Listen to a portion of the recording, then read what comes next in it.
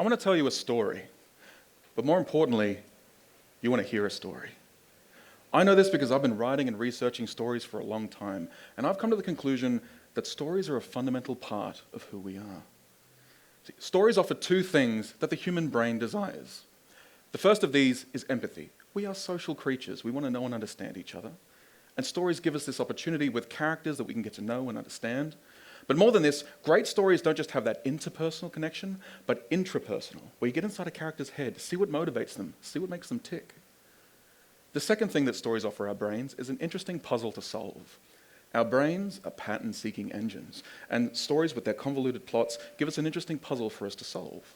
But more than this, great stories offer not just a convoluted puzzle, but resolution, where all of the pieces fit neatly together. Because our brains are pattern-seeking, we actually struggle to understand true randomness. And so when all of the pieces fit neatly together, it validates that part of our brain which is trying to find order in the chaos.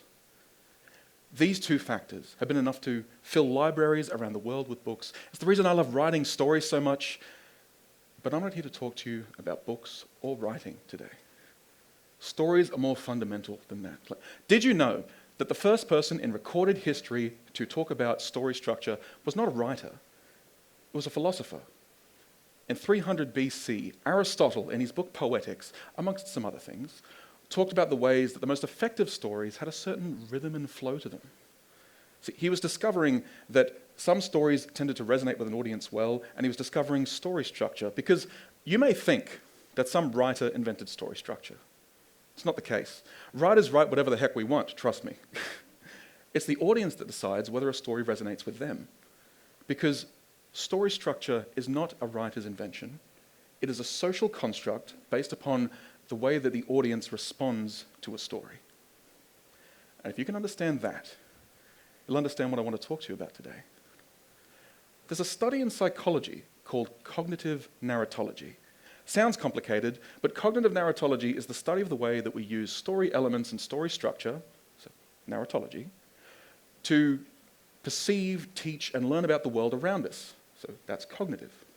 Or in real simple terms, cognitive narratology is the way that we think in story. Now, there's some fascinating psychology behind it all, but I'm not a psychologist. I am a narratologist, and so I'll teach you the theory behind narratology. So, story structure 101. There's some different ideas of story structure, but it tends to go with starting with order. This is where we learn about our main character, start to empathize with them, learn how the world usually is, but then to make it a story, we introduce chaos.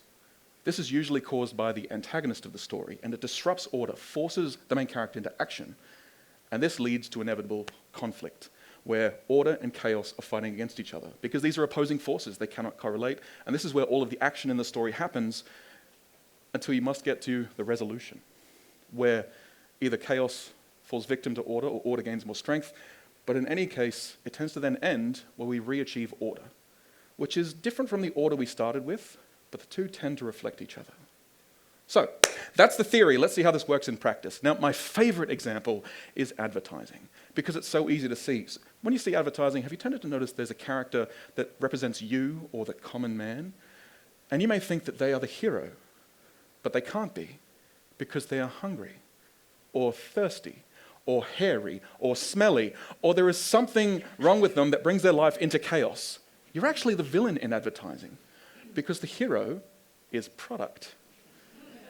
Whatever they're trying to sell, it's always, you are in some conflict, and then something can shave that hair, satiate that hunger, and then finally you can return and be a normal person. Now, that's a little bit fictional in itself, so if you want a more real-world example, just look at the news. Crime reporting is a perfect example because it fits that structure neatly, because in crime, there's a criminal, and they tend to be the villain, and then there's the police, who tend to be the hero. But criminals committing crimes and police policing the law, that's what we expect, that's order. So in order to add that newsworthy element, they add that chaos factor. Have you heard lines like, these are some of the most cowardly criminals we've ever seen. Or, we need more police in this area, they're just not capable of dealing with these youth these days. So we've now introduced that conflict. Now law and crime are in conflict. So how do you resolve it? Well, in my experience, I've noticed they tend to say that we need tougher laws. We need more police. We need to give the people in power more control. Interesting story they're telling there. I find all these academic and interesting, but cognitive narratology can also explain the darker realities of this world.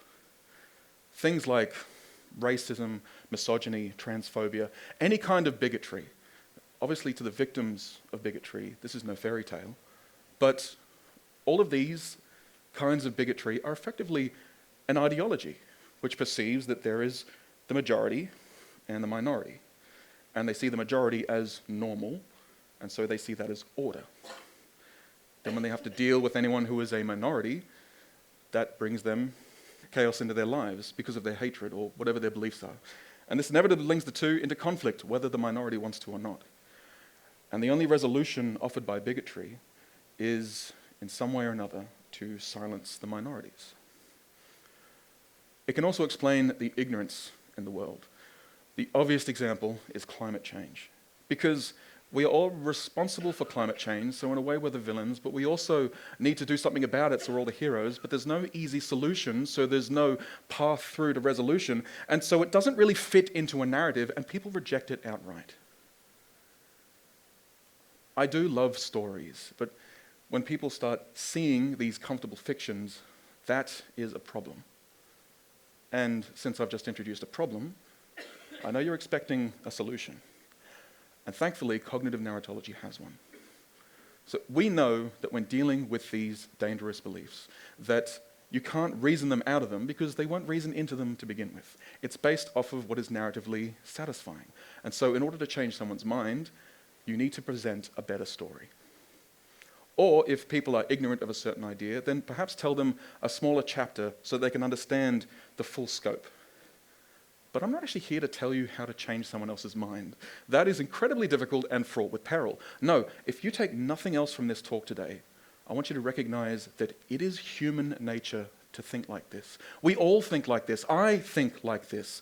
We all have experiences and memories and opinions and stories. Your brain is a library of life stories. And in my opinion, the most important part of any library is a librarian. Someone to curate it. So, have you thought about the narratives in your life? Are some of them a bit dusty and outdated? Have some of your opinions been reshelved in the facts section? And before you go sharing any of your ideas with anyone else, can you say with authority whether it is fiction or non-fiction? Because I love stories. I love fiction. We need comfortable fictions because the world can be uncomfortable sometimes. But when we start believing these fictions as though they are fact, that is when life becomes a horror story. The end.